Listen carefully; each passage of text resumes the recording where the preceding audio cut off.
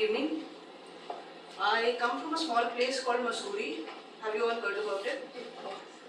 Uh, Usually we have flowers called rhododendrons which start in March or April.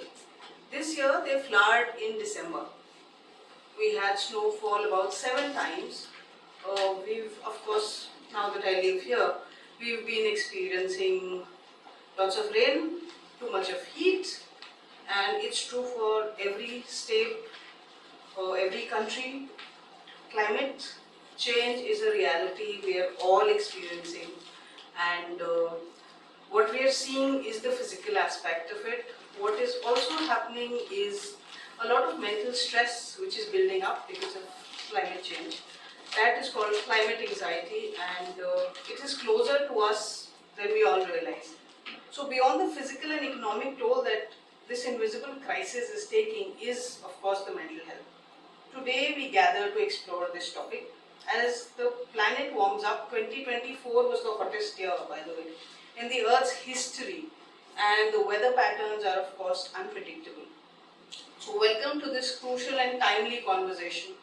Let's explore how we can navigate this new challenge that we are all facing. We don't know how to handle it. To help us navigate this, we have with us Dr. Sonali Bali, a seasoned consultant psychiatrist at VIMHANS, bringing over 20 years of expertise in psychiatry to her practice. Alongside her professional commitments, Dr. Bali is deeply passionate about health and history. She is an accomplished marathoner, having conquered the Ladakh full marathon in 2023, and is currently preparing to tackle the world's highest ultra-marathon at Khardungla this year. Wow. Additionally, Dr. Bali is a certified mountaineer, having completed the basic mountaineering course at NIM Uttarkashi in 2022. Dr. Bali extends her passion for history by leading insightful historical walks throughout Delhi. We are delighted to have you here with us, ma'am. Thank you. Our partner for this talk is the Mind Diaries, the first of its kind magazine in India on mental health and well-being. The Mind Diaries has been running for close to 2 years, and it creates awareness towards mental health and encourages seeking expert opinions. Our latest issue, in fact, is on climate anxiety. You can all get a copy of it. Before we hand over the mic, please keep your phones on silent mode, and please refrain from taking pictures of the presentation. We request you to keep your questions ready for our question and answer slot scheduled for the end of the session. Please give a hearty welcome to Dr. Sonali. Thank you, ma'am. Yes, I am Dr. Bali. I work as a consultant, psychiatrist in VIMHANS Hospital, and I've been working in VIMHANS for last several years, from 2008 onwards. I'm not a climate expert, but I've tried to read and try to understand the link between climate and mental health. So I begin with my presentation. The topic is climate change and mental health, and I decided to add another phrase to the topic, small gases, big effects. So this is from the book by David Nellis and Christian Serrier. This is small gases, big effect. So we will see as the presentation goes on what exactly is the meaning of small gases, big effect. I thought I'll introduce my presentation with some photographs. So this is the photograph of a polar bear in Arctic Canada, July 2017, taken by Christina Mittermeier and her husband. So this photograph was taken to highlight the plight of polar bears in the Arctic, where the ice is melting. And polar bears, when we say are vulnerable species, they would just not disappear like that. They are likely to have a painful, starving death. So this is a starving polar bear in the Canadian Arctic. We know what is coral bleaching. Of course, I'll be talking about all these effects of climate change as we proceed. This is the photograph of coral bleaching at the Great Barrier Reef, Australia, taken by Brett Garner in 2017. So almost about 50% of the corals in the Great Barrier Reef have been bleached. Now the interesting part is not this photograph but a story linked to it. Now marine scientist Charlie Veron, also called as the godfather of corals, he took and first published the photographs of coral bleaching in early 1980s. The interesting part is that when he was in 1980s, when he took the photograph of the coral, at the ghostly coral, at that time he thought that perhaps he has come across a new species of coral because he had never seen something like that before. Of course, now we know that the white corals are indicative of ecosystem distress and they are actually the bleached corals. This is a photograph taken by Fida Hussain. A man pushes children on a satellite dish through flooding in Jafrabad district of Pakistan in August 2022. So Pakistan experienced one of the deadliest floods in August 2022, where about a third of the country was submerged and 33 million, that is 1/7 of the population, was affected. This is the aerial view of 6 dead giraffes in outskirts of Kenya. So the Horn of Africa had seen one of the worst droughts in last 2 years, in 2 years, which had been worst in last 4 decades. Now the giraffes were they were stuck in the mud when they were trying to drink water from a dried up reservoir. So this is another very sad photograph taken in December 2021. We know about the bushfires in Australia in 2019. A kangaroo jumps past a burning house in Lake Conjola, Australia in December 2019. That season's bushfires were among the worst the country had ever seen, with nearly 3 million animals killed, displaced. Anybody can talk about this? Anyone can talk about this photograph? It's a very famous photograph. Yes? Apollo mission? Yes. Yes, What does it look like? It's happened 1969, I think. 1968, yes. 1968, okay. Okay, so this is taken by William Anders in during the Apollo 8 voyage. It is the first crewed mission to orbit the moon, and this is taken from the moon's surface with the Earth seen. So this photograph is one of the most influential environmental photographs taken. Why it is called environmental photograph? Because people first realized that we live on a fragile planet and we need to take care of it. So from here came the thought that this is the only home we have. Anybody wants to talk about this? We are coming to India. So we know what happened last year. So there was water, the road had become a river. There was water in Redford, water in almost every places. NDRF and police and fire crew had to be employed for the rescue operation. People had water till neck deep, waist deep. So this is the Hindu. The news article is from the Hindu, and this is July 13, 2023, when Yamuna. So July 9, 2023, Yamuna water started rising, and by July 13th, the Yamuna had overflowed and it had come on the streets.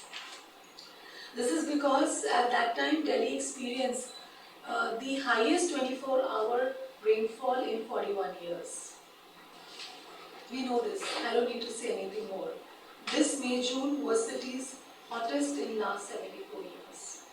So be it melting of ice, drought, wildfires, sea level rising, flooding, excessive rainfall, these are all consequences, after effects of climate change, which we will be talking in detail in a while. So coming to the elephant, climate change and global warming. First of all, what is the difference between climate and weather? Climate is a permanent thing, weather is day to day. Yes. So climate is long term and weather is day to day. Ma'am, you want to say something? I wanted to say the same, that the weather is for 2-3 days and climate is for a longer period. Yes. So climate refers to the average weather conditions over a long period of time, say over 30 years. And climate changes very, very slowly. A 5-degree drop in temperature from one day to the next is very different from climate change, climate cooling by 5 degrees. Climate cooling by 5 degrees means that we would enter the ice age again. So imagine the earth is like a huge house and there are many rooms in the house. So global warming and climate change is something which is happening inside this house. So if the entire house warms up, that's global warming. And what is happening in the individual rooms? Some room may be cooling, some room may experience rainfall, another room may be warming. So whatever is happening in the different rooms, so changes in the weather condition in different parts of the world over a long period of time, say 30 years, is what is climate change. And when the entire house warms, that is global warming. Now, climate has been changing for over a very long period of time because of changes in solar intensity, volcanic eruptions. So why is there so much of hue and cry now? Why are we talking about climate change so much? Any thoughts on this? It's been changing. For so many years, climate has been changing. It has never been static. So why are we talking about it now? Even a rise of 1.5 degree will totally change the world. Yes, sir, that's right. We'll be coming to the Paris Agreement in 2000, that was held in 2015. So, but we come to this 1.5 degree. But why are we talking about it now? This is more apparent than it ever was. Okay, so we are seeing it. Yes, sir. We are at a point, if we cross this point, we will not be able to repair back. Okay, the tipping point. Yes, we will come to that as well. And it is So, more urgent than ever because the timeline is such that if we don't act now, the reversal is far-fetched. We won't be able to sustain or even the humans or the animals or the ecosystem would be kind of wiped off. okay, so we are talking about it now because it is happening really, really fast. The temperature has been rising really fast. The greenhouse gas emissions, man-made greenhouse gas emissions have been on a high, and it's all happening very fast. And what everybody is talking about, that 1.5 degree irreversible changes, we'll talk about it in a while. So if we look at the temperature on the y-axis and the years on the x-axis, over the last 150 years, the temperature has been rising. Now we are already 1.1 degree above the temperature as compared to the pre-industrial era. So what happens if the temperature keeps rising like this? So there was a meeting which was held in 2015. It was called the Paris Agreement, where it was decided that if the temperature crosses 1.5 degree, then it's going to be a point of no return. There are going to be consequences which, no matter how much we control our carbon emissions, we will not be able to reverse back. So we will talk about it again in a while, but that's what everybody is talking about, 1.5. So we are at 1.1 degree more than the pre-industrial temperatures. So we just have 0.4 degree, and if we cross that, then we are reaching the 1.5 degree. So what is this greenhouse effect? What are the greenhouse gases? Is greenhouse effect naturally there? What are we doing to worsen the greenhouse effect? Is it good? Is the greenhouse effect good? Do we need greenhouse effect? No? It's harmful to human health. नहीं, अगर greenhouse effect नहीं होगा तो सारे तो heat बाहर ही निकल जाएगी. Earth would be a cold planet. So what is greenhouse effect? So what happens when the sun's energy in form of UVA and UVB radiation, it reaches the earth and the oceans.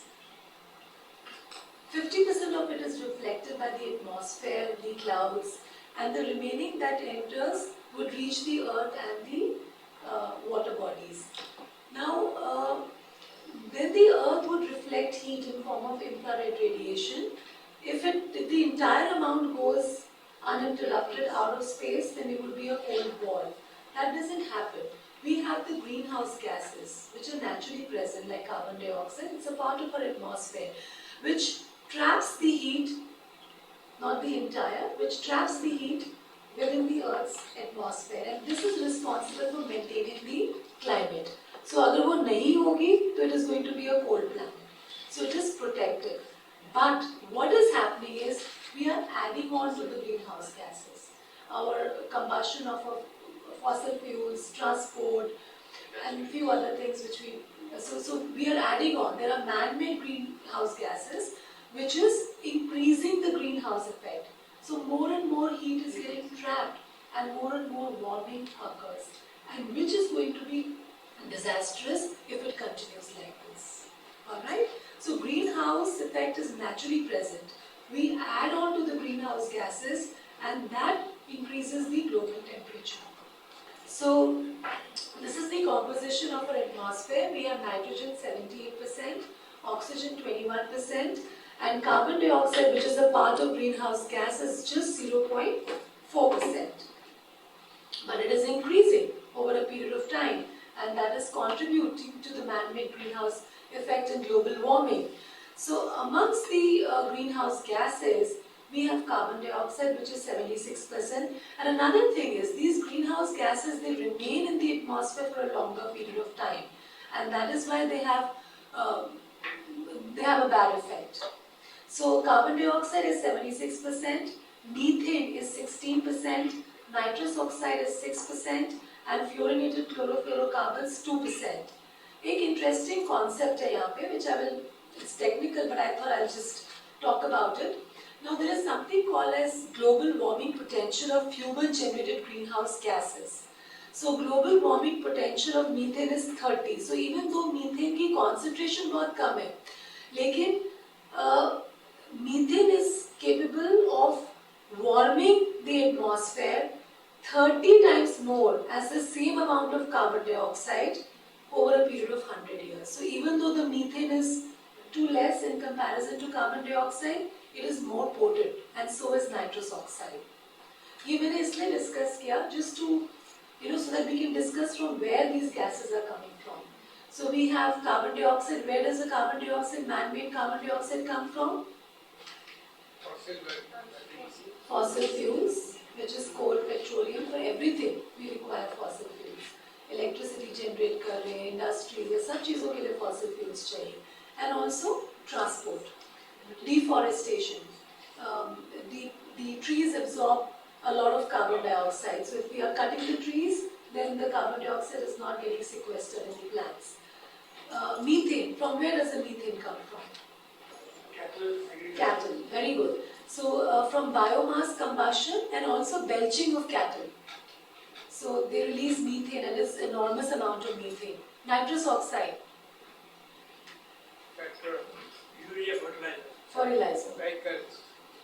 Well, maybe okay, but mainly from the fertilizers. So nitrogen containing fertilizers in the soil, they are acted upon by microbes, they release nitrous oxide in the air. And chlorofluorocarbons. Chlorofluorocarbons responsible for hole in the ozone layer. We've all heard of it.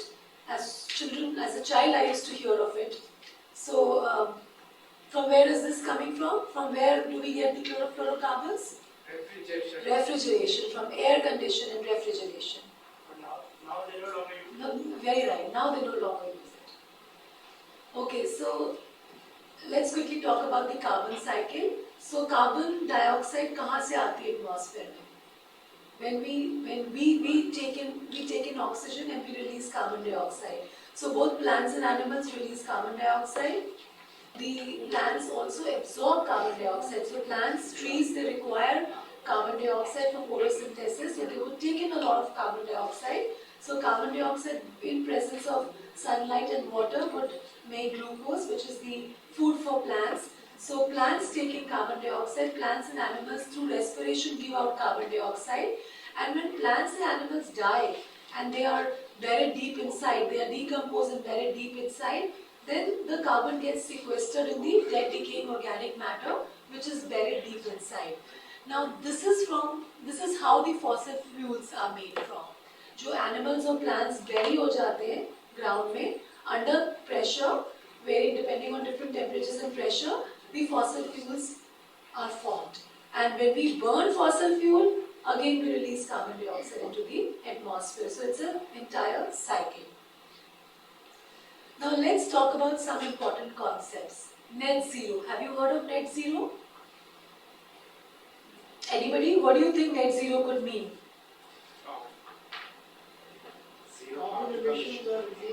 Zero carbon difference between your production? Zero carbon emissions नहीं हो सकते. Carbon emissions zero कैसे? No, I mean something else. Sorry, I was going to say, No, you can try, sir. you do some. If you amount of carbon dioxide that you release, we plan enough to use, you have some. Okay, very near to it. We can No final effect. No final effect. Okay. we can remove that amount of carbon dioxide which we are creating. How do we remove the carbon Carbon dioxide? sequestration cycles and changing its form and burning under the ground. Okay, carbon trapping. Yes, it's super expensive.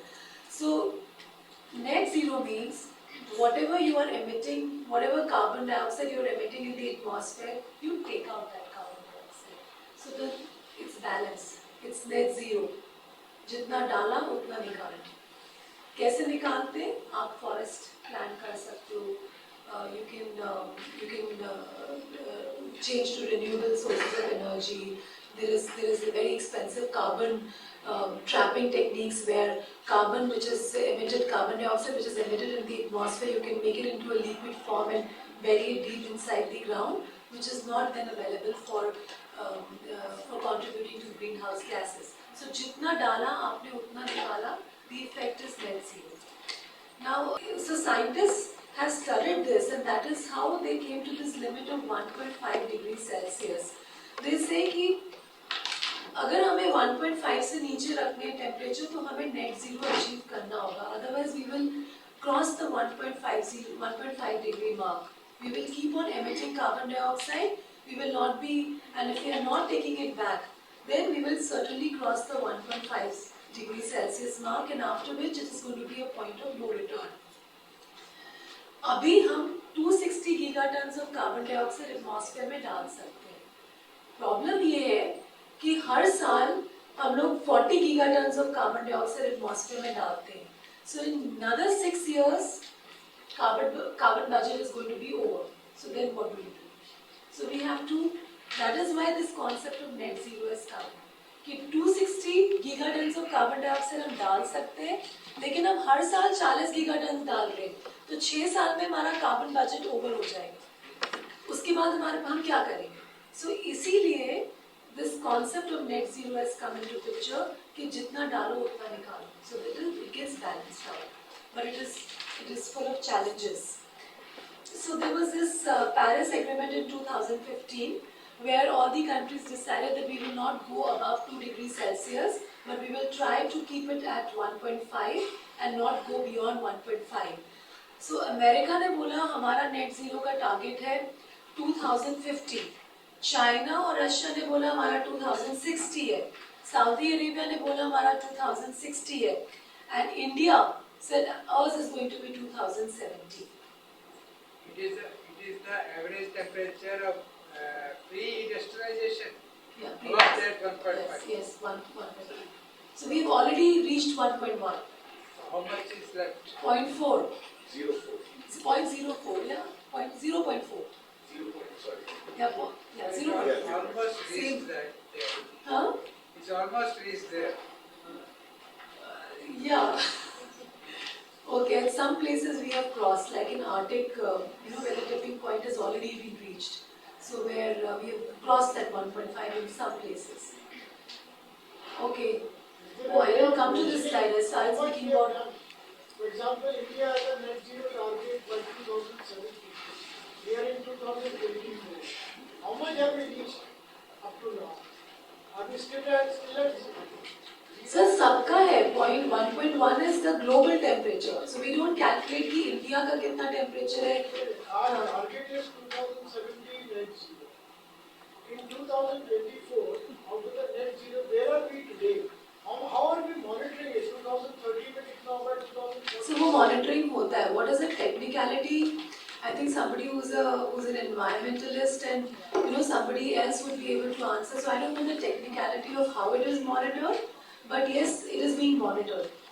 That's how we know that every year how much it is rising. Okay, so this is this is what I talked about, the balance.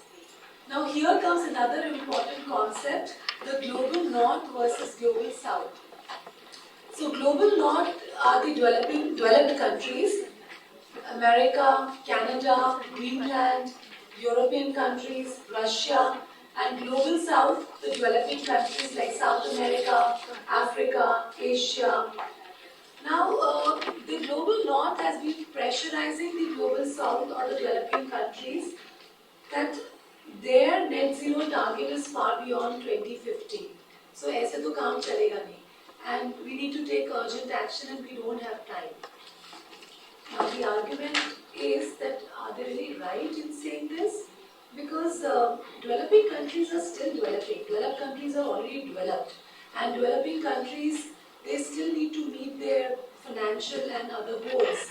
Now, yes, India is resorting to sustainable energy choices, but coal is cheap, it can be used in large scale. So, and in order to change the entire infrastructure, one needs money. And so the developing countries are asking for money from the developed countries, but they are only ready to pay climate loans, which has to be repaid back. Another important concept over here is, historically speaking, it has been the global north that has contributed to majority of the carbon emission in the atmosphere. For example, US has emitted historically about 29% of the carbon. European Union with its 27 countries, along with UK, has contributed 22%. And if you look at India, only 3.9%. Brazil, 1.1%. Africa, with its 54 countries combined, 3.3%. So, इससे concept शुरू हुआ है, there should be climate equity, which means a fair distribution of benefits and burdens of climate change, and there should be a common but differential responsibility, which means that all countries have a responsibility to combat climate change. But this responsibility should be proportional to the contribution it has made. So, अगर आपने ज़्यादा green house gases के emission को लेके contribute किया तो आपकी ज़्यादा रिस्पॉन्सिबिलिटी बनती है. और एक और चीज़ डेवलप कंट्रीज ने की है, they have been exploited their carbon footprints by setting factories in the developing countries. So, global north versus global south, there has been a huge debate about what is right and what is wrong, and concluding net zero and global north versus global south. So net zero is important, but it comes with its own challenges. What everybody was, at the moment China is perhaps the global carbon emission for 2023, China is at 31.6%. Coming to the climate tipping point, what everybody was talking about, the point of no return. What is tipping point? Okay, so tipping point is a critical threshold that, when crossed, leads to large, accelerating and often irreversible changes in the climate system. Point of no return. एक बार आ गया, कुछ भी कर लो, जितना मर्जी कम कर low carbon emission, जो गड़बड़ होनी है वो होगी. Okay, let's take the example of melting ice. So, what is happening in Arctic? Because of global warming, the ice is melting. Now, ice has a high albedo effect, which means that ice actually reflects the sunlight. So, it is responsible for cooling. Now, because of global warming, the ice melts. When the ice melts, it exposes the underlying dark water. Water has got low albedo. It is not going to reflect the sunlight. It is going to absorb the sunlight. अब जब water sunlight को absorb करता है, वो heat up हो जाता है.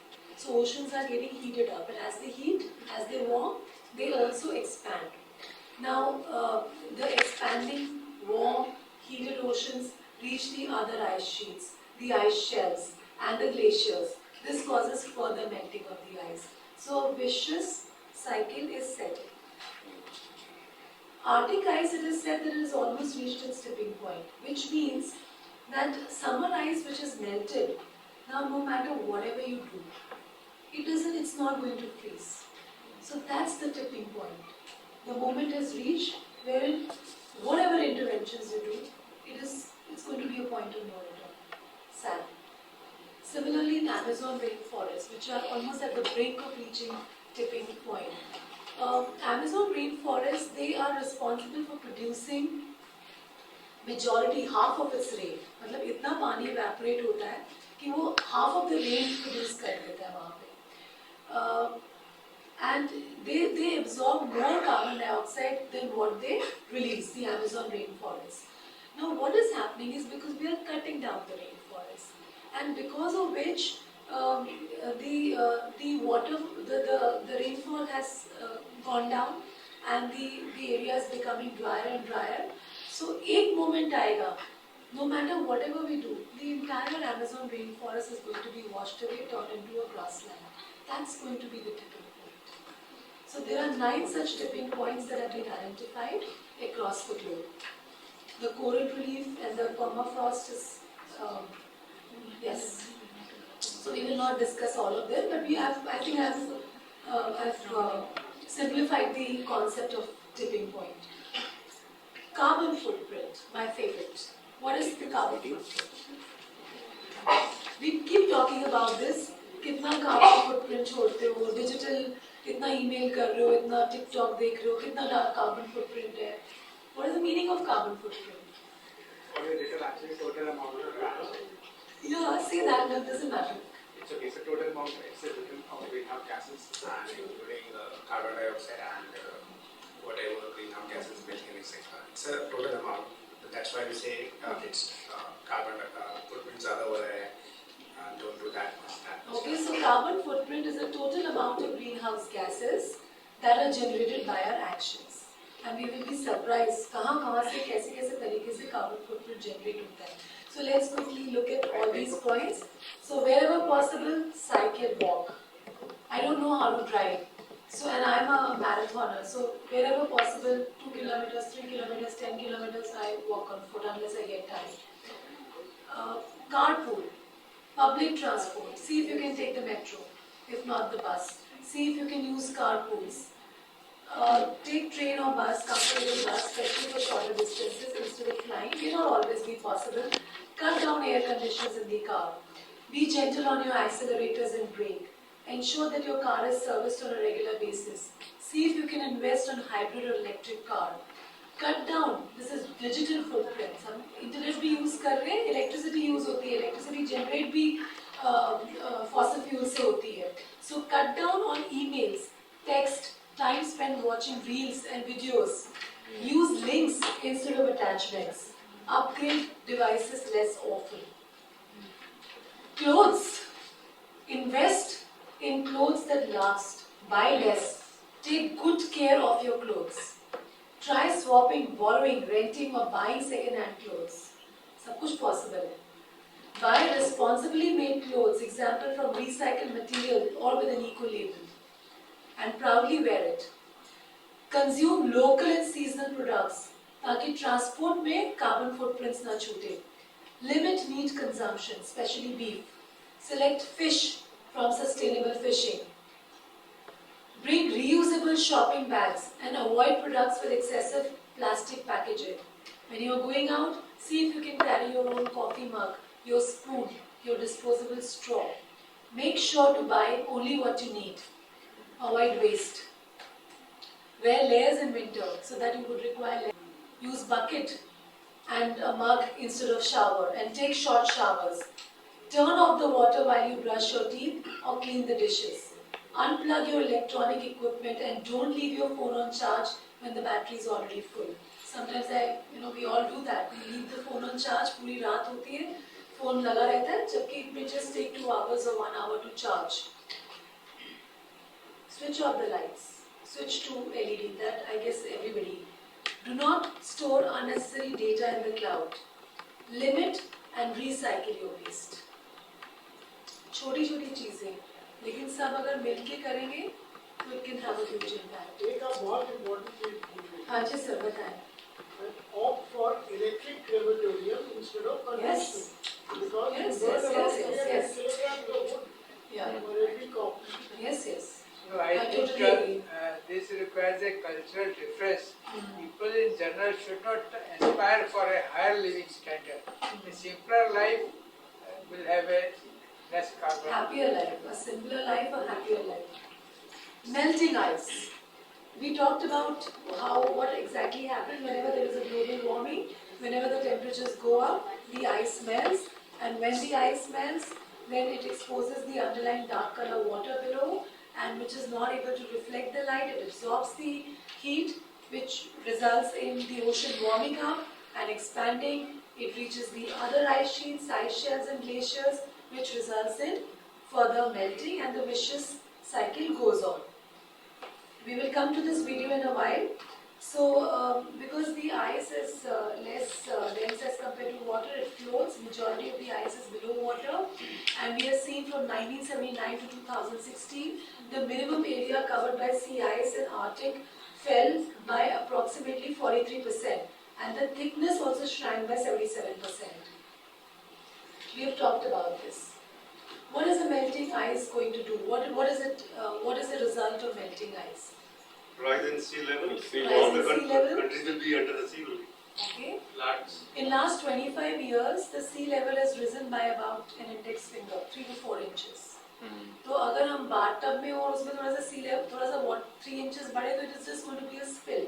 But imagine 70% of the earth covered by oceans, that they are all interconnected. So you can imagine what is going to happen if there's going to be just 3 inches of increase in sea level. So yes, there's going to be coastal erosion, flooding, then Many island countries may lose their islands. yes, and people will start migrating inwards. There's going to be conflict, shortage of resources, fight for the resources. So rising sea levels. Then ice is also responsible for cooling because it reflects most of the sunlight. So temperatures, melting of ice itself is going to contribute to rising temperatures. It's going to lead to damage of crops, then impact on shipping due to opening of new shipping routes, and impact on wildlife. The ecosystem gets destroyed because of loss of habitat. And in a while we'll see what happens to the polar bear. So polar bear, what it does is that it needs a platform to hunt seals. So ice sheet के ऊपर polar bear खड़ा होके अपना fish को seals को hunt करते हैं. Now when there is no ice sheet, it's not able to hunt the seals. So there's no food, it's going to starve. And of course the production of cubs is also going to get affected, and ultimately it will become vulnerable and may become extinct. If all the Antarctic ice sheet melts, the global average sea levels would rise by 58 meters. So over last 150 years, we have seen that the sea level has been rising, and in last 5 years, it has increased by about 3 to 4 inches. This is what is going to happen if we continue the way we are continuing by 2100. So if the carbon emissions are low, the sea level is going to rise, say by 1 feet, the lowest one. But if the carbon emissions are more, from intermediate to high, then the sea level is going to cross the height of a human being. So it may go up to 6.6 feet. This is just a projected global sea level rise to the year 2100. The rising sea level. We've talked about the polar bear. Let's come to the permafrost. So what is permafrost? Permafrost is defined as a ground that remains at a temperature 0 degree or lower for at least 2 consecutive years. So in the Arctic regions of Siberia, Canada, Alaska, we have a permafrost, which is in between the soil and the rocks. Whatever water is there, it becomes permanently frozen. This holds the largest global carbon reserve, estimated to contain about 1400 billion tons of carbon, nearly double the amount that is present in the atmosphere. We'll see how. And global warming leads to thawing of the permafrost, which releases the global greenhouse gases that accelerate global warming. So this is about this entire region in the northern hemisphere. Permafrost covers about 24% of the land surface area of the northern hemisphere.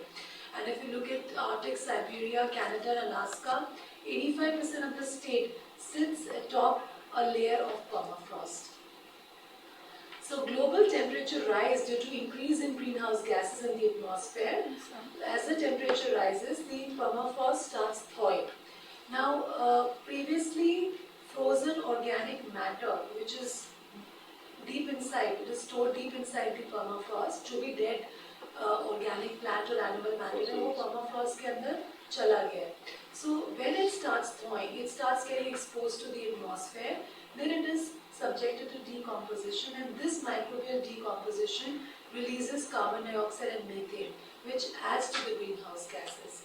In 2016, there was anthrax. Anthrax is a deadly bacterial infection which is present in animals and cattle. It can get transmitted through these spores from animals to humans very rarely. So there was an anthrax outbreak, which is very rare in Siberia in 2016, and it was linked to a dead reindeer carcass to which the humans came in contact with which came out after thawing of permafrost. So जो भी dead animal or plant matter होता है वो permafrost के अंदर buried हो जाता है. That is why it sequesters so much of carbon. And when it thaws because of global warming, it gets exposed.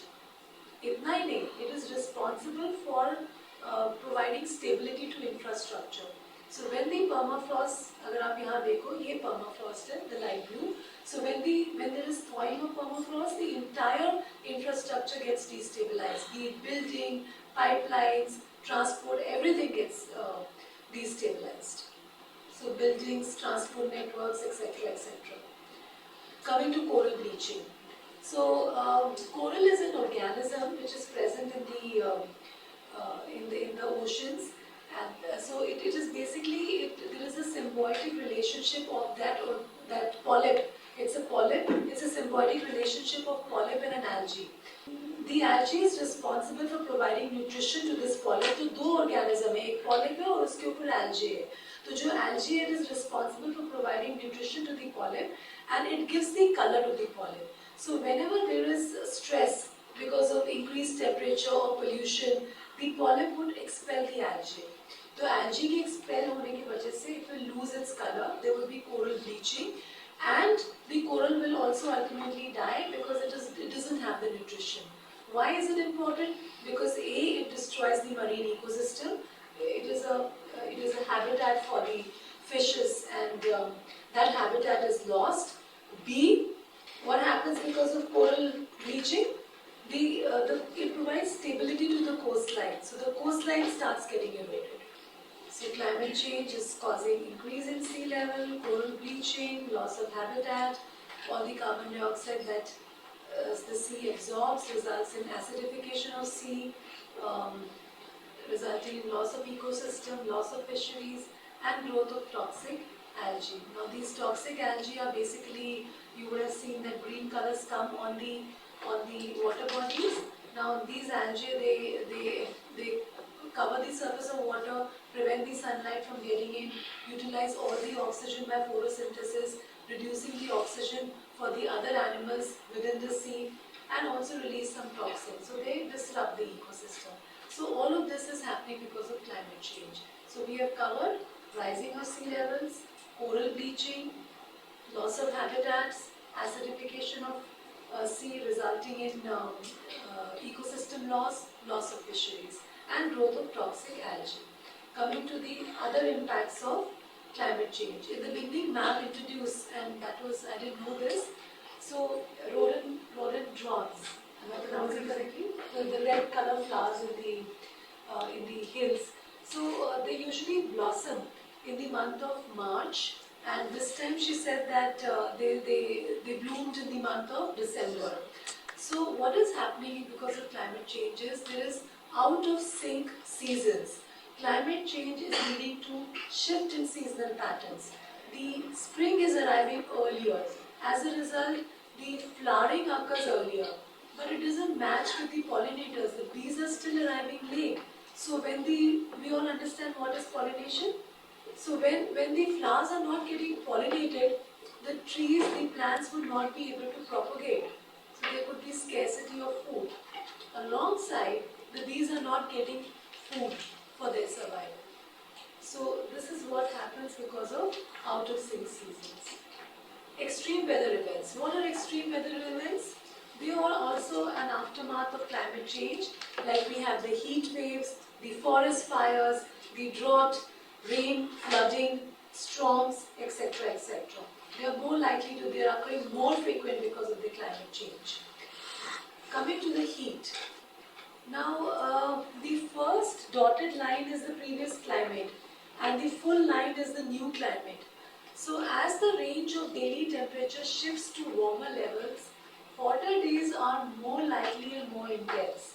Extreme, long-lasting heat draws more moisture out of soil and vegetation. These tinder, dry conditions provide fuel for fires, which can spread at an incredible speed, particularly if the winds are strong. So rising temperatures may also increase the likelihood of lightning in the world's northernmost forests, triggering fires. The number of most extreme fires may rise up to 50% by 2100. So the climate is becoming hotter, more so. Extreme hot weather is more. The forest fires are also increasing in incidence and prevalence. Rainfall.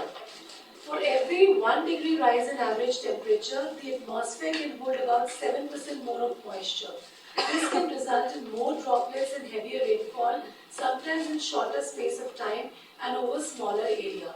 So जैसे जैसे global warming होगी, ज़्यादा water evaporate होगा, जहाँ पे water evaporate होता है वहाँ पे rainfall usually नहीं होती है, किसी और area में जाके होती है. So ज़्यादा water evaporate होगा, ज़्यादा rainfall होगी. So that is why we are having these extreme spurts of increased rainfall. Recently also in Delhi we had highest rainfall record where again the water was on roads. Then drought. Now what happens is that a drought is a deficiency of precipitation over an extended period of time resulting in water shortage. Warmer temperatures enhance evaporation, which reduces the surface water and dries out soil and vegetation. This makes periods with low precipitation drier than they would be in the cooler conditions. So जितना ज़्यादा global temperature होगा, उतना water suck होगा from plants, from the soil, resulting in desertification of the soil. So these are extreme weather events occurring all over the globe.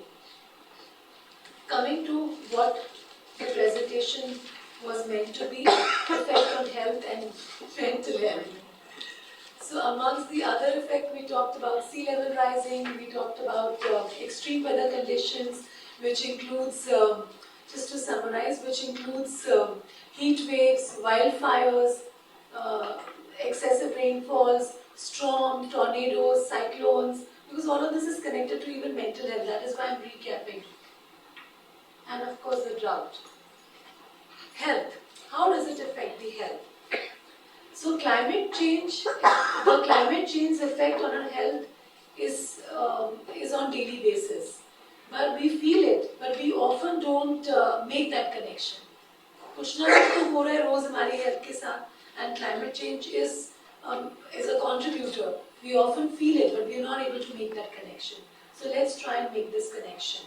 So what is happening? What is happening to our health because of climate change? Yes, sir. Eco-anxiety. Eco-anxiety, we'll come to eco-anxiety. More of heat strokes and general productivity goes down. ठीक है, क्या होता है sir heat stroke कैसे होता है? More of the heat when the temperature is high, body cannot sustain that high temperature. So Body temperature कैसे बढ़ जाता है ये? body temperature. Okay, I'll say. So what happens is that we'll come to it, but since you brought it up, so heat stroke में क्या होता है? So whenever body temperature rises above 37 degrees Celsius, that is heat exhaustion, and above 40 degrees Celsius is heat stroke. पर ये होता कैसे है? In heat we sweat, especially when we are exercising. So when we sweat, the body cools down. But when heat is accompanied with humidity, तो sweat evaporate नहीं होता है, जिसकी वजह से cooling नहीं होती, जिसकी वजह से body temperature rise हो जाता है. So this leads to a whole lot of physical and psychological symptoms.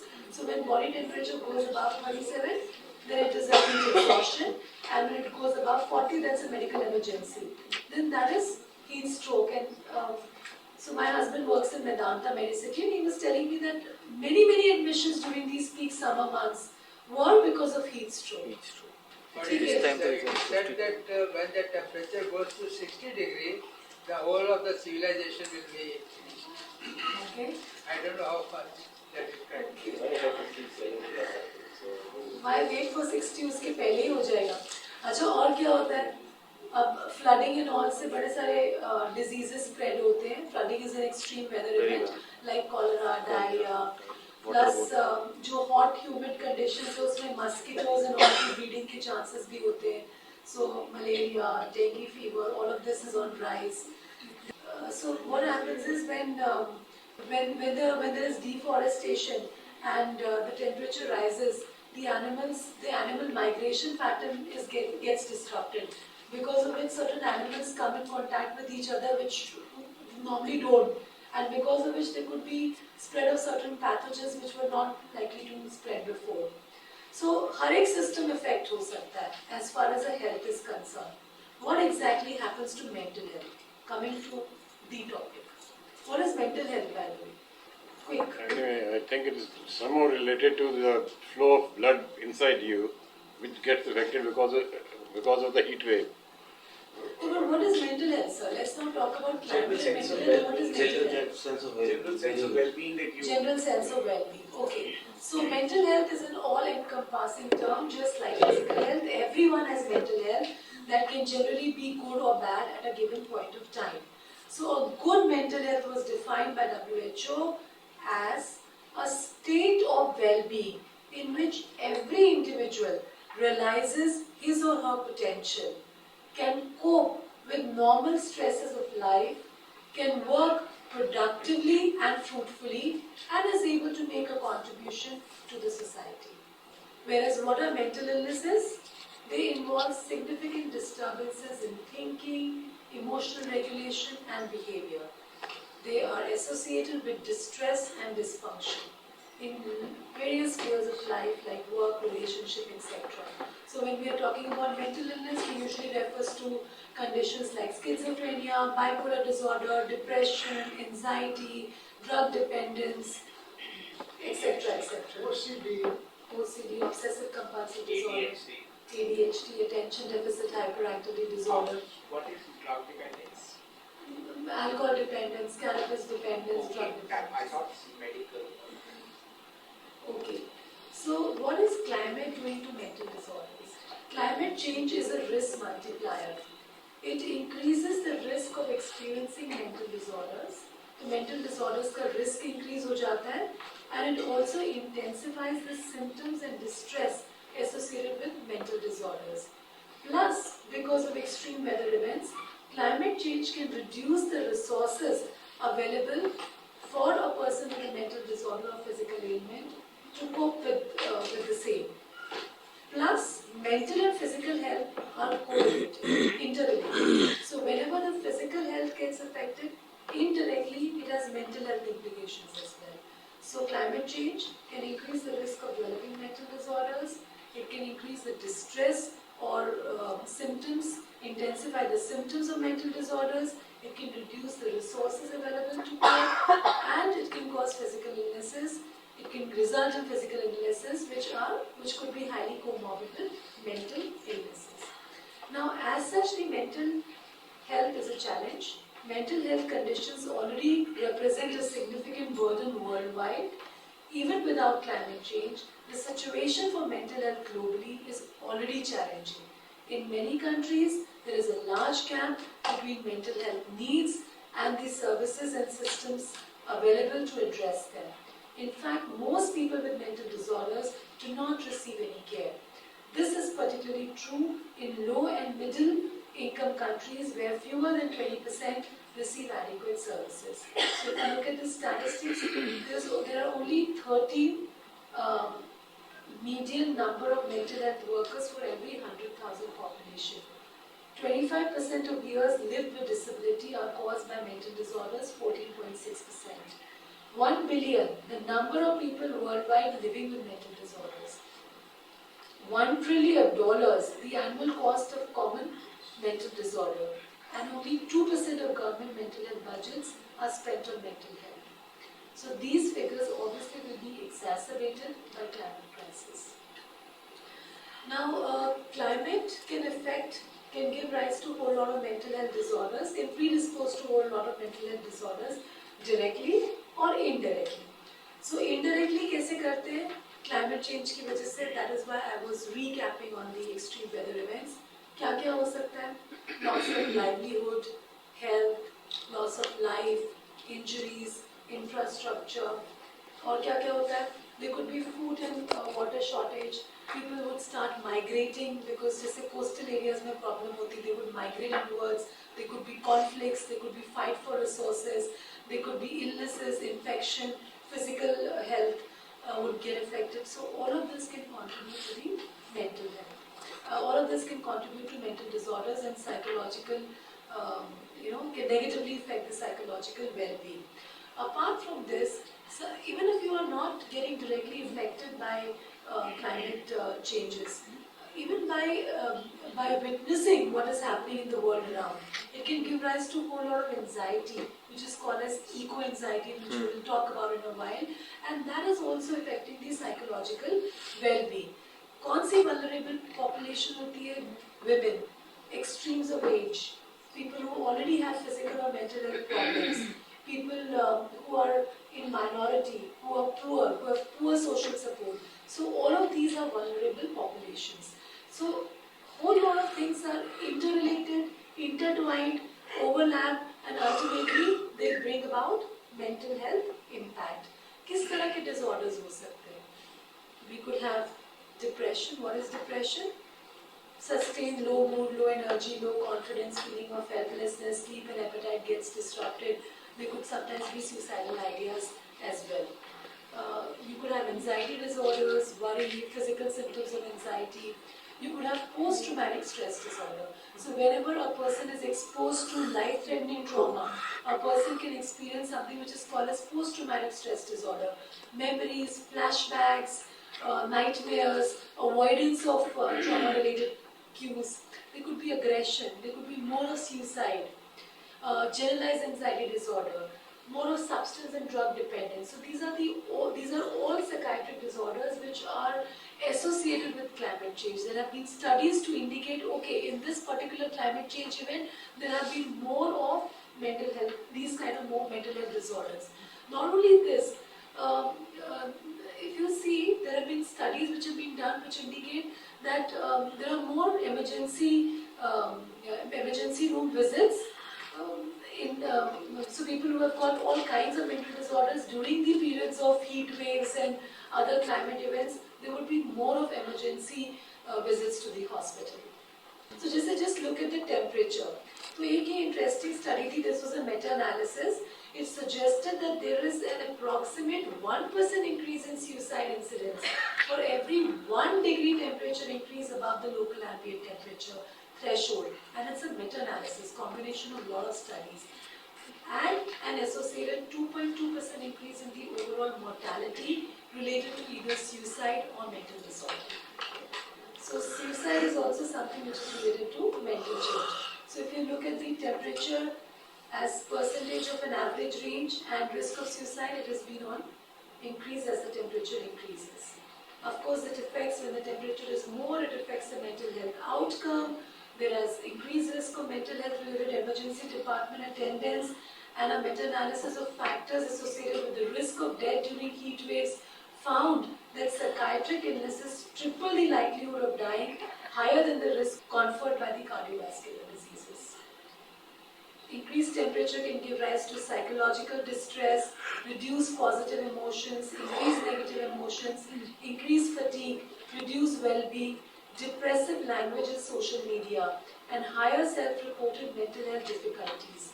एक interesting survey या study हुआ है. So this was from 2009 to 2012 to study the relationship between maximum temperatures and the rate of expressed sentiments of approximately 2.4 billion Facebook status updates from 2009 to 2012. And the relationship was produced by aggregating the Facebook status updates to the city level of 75 most populated metropolitan areas of USA. तो अगर आप देखोगे जो extremes of temperature है, चाहे वो बहुत कम temperature हो on the left hand side या बहुत ज़्यादा temperature हो on the right hand side on the x-axis, and the red one is the positive emotion and the blue one is the negative emotion. So extremes of temperature में, so anyways जो extremes of temperature है उसमें negative emotions बढ़ रहे हैं. All positive emotions come away. Yeah? You can appreciate this from the graph? Okay. We talked about heat exhaustion and heat stroke. The symptoms of heat exhaustion could be muscle weakness, cramps, rapid weak pulse, nausea, vomiting, dizziness, headache, cold, pale, clammy skin, excessive sweating. Heat stroke is one step ahead. It results in altered mental state, rapid pulse, red, hot, dry skin, throbbing headache, nausea, vomiting, headache, even disorientation. So extreme weather events can also give rise to a whole lot of psychiatric disorders. Let's look at India after Cyclone Feni. A world overhead, I'm just focusing on India. So after Cyclone Feni hit Orissa in 2019, PTSD, severe anxiety, severe depression, and increased suicidal ideation was reported in the affected villages. These mental health impacts were linked to housing damage, evacuation, and displacement. ये मैंने आज सुबह ही I took this. So this was in India Today. So about 1,200 Karnataka farmers died by suicide in last 15 months. And 557 farmers died by suicide in Maharashtra in the first 6 months of 2024. Why is this so? Because of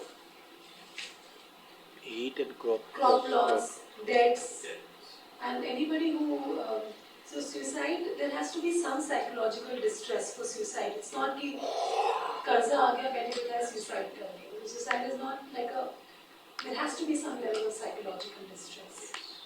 So biodiversity, so people connect to biodiversity, to park, to trees, to forests. उनकी mental health उस पर dependent होती है. So when the climate change is occurring, there is biodiversity loss as well. And of course, the air quality also affects the. So what happens is through the nose being taken particulate matter, through the olfactory nerves it reaches the brain. This may cause neuronal injury and inflammation. And apart from psychiatric disorders, it may also cause cognitive deficits. Or air pollution से cognitive deficits हो सकते हैं. Cognitive deficits मतलब problems in attention, concentration, memory. Coming to what everybody was talking about, eco-anxiety. Eco-anxiety, a short for ecological anxiety, is a challenging emotional response to climate change and other environmental issues.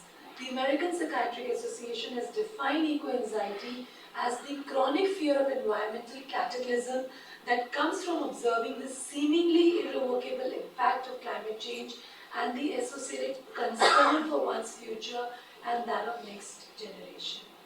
It is not a medical diagnosis.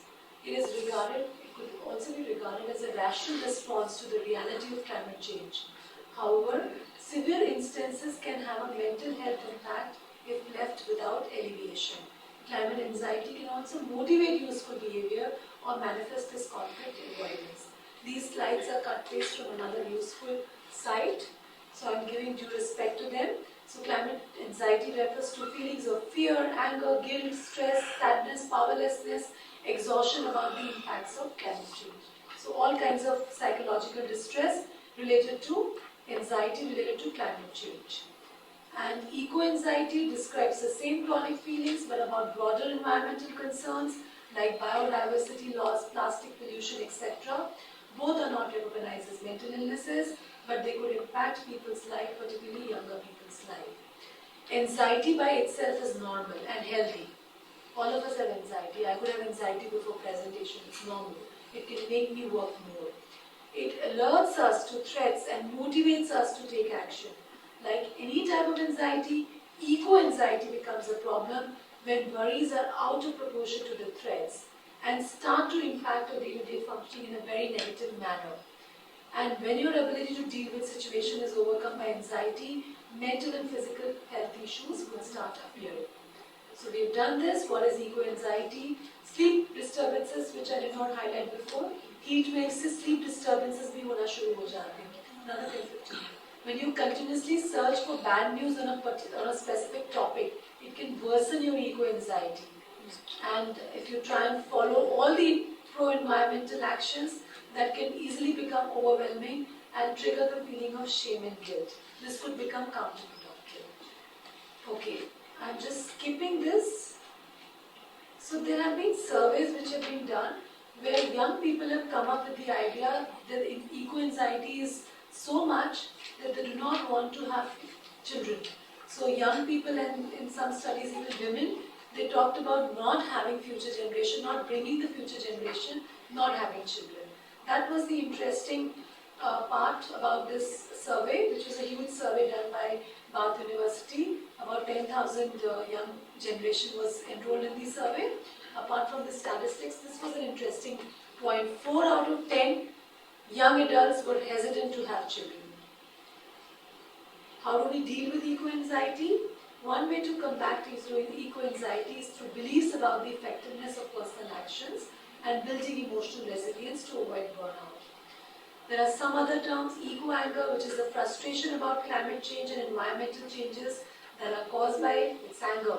Eco-grief is the grief felt in relation to experience or anticipated ecological losses, including loss of species, ecosystem, meaningful landscapes due to acute or chronic environmental change. Eco-guilt that arises when people think about times when they have not met personal or societal standards for environmental behavior. So eco-anxiety, eco-anger, eco-grief, eco-guilt. Solastalgia. Heard of this term? It's a new term. It comes up with climate change. It is a distress caused by transformation and degradation of one's home environment. Okay, this is something that I'm going to talk about. William Shatner. Who's William Shatner? Star Wars. Star Wars. Star Trek. Star Trek, sorry, not Star Wars. Star Trek. Captain Kirk. So, in Star Trek, so there was this blue ocean space flight, and he was given a free ride to the space, and he's the oldest person till date, 90 years old, to get that free ride. Not the free part, but to go to space. So, in his autobiography, he wrote a piece, and it's very, I'm not finding the right word, emotional. So let me just read it. So he went to space, and this is what he has written. It was among the strongest feelings of grief I have ever encountered. The contrast between the vicious coldness of space and the warm nurturing of the earth below filled me with overwhelming sadness. Every day we are confronted with the knowledge of further destruction of earth at our hands, the extinction of animal species, of flora and fauna, things that took 5 billion years to evolve, and suddenly we will never see them again because of the interference of mankind. It filled me with dread.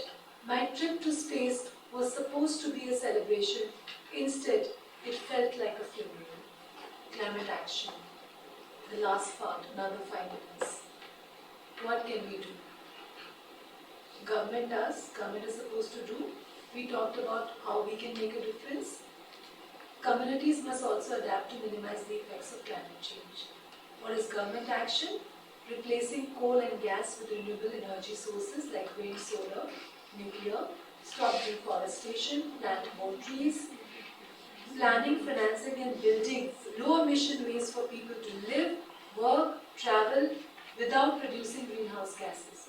For example, in Amsterdam, the cycling came so much in motion that the entire city has been rebuilt to facilitate cycling and to keep the cars out. Carbon capture technologies, international action. I will not talk much about international action. International action we have the Paris Agreement, we have the Intergovernmental Panel on Climate Change, or IPCC. We've all heard of it. Its role is to look at all the climate research carried by worldwide and produce regular detailed assessment of the scientists' conclusion. And then of course we have the conferences like COP26 was held in 2021. Carbon trading. What is carbon trading?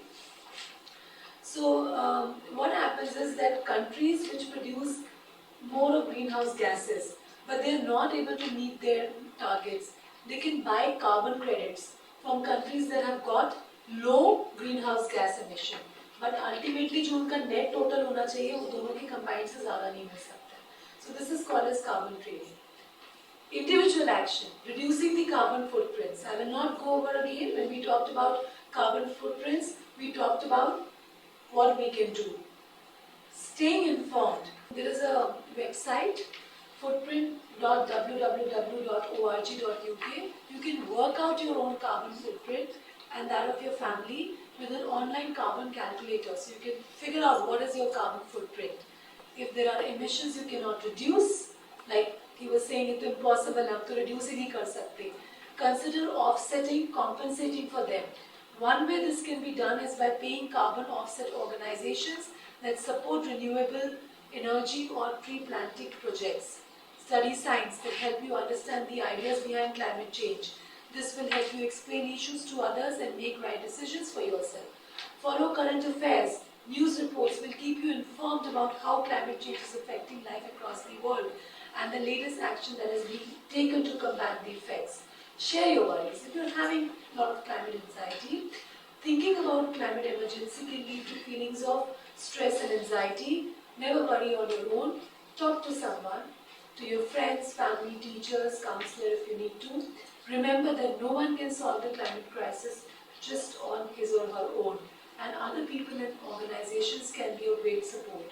Take action. Even a small step can make a big difference. Get involved. Write to local and national politicians to let them know that climate change policies are a priority to use. Find your local climate change groups or start one in your area. Join or set up a climate change action group in your school. This is the end of the presentation with this sweet little cartoon. Polar bear saying some people think global warming isn't real. The seal is answering, that is the silliest thing. So, global warming is real, do your bit. And small steps can actually combine together, can actually bring about a big impact. Thank you.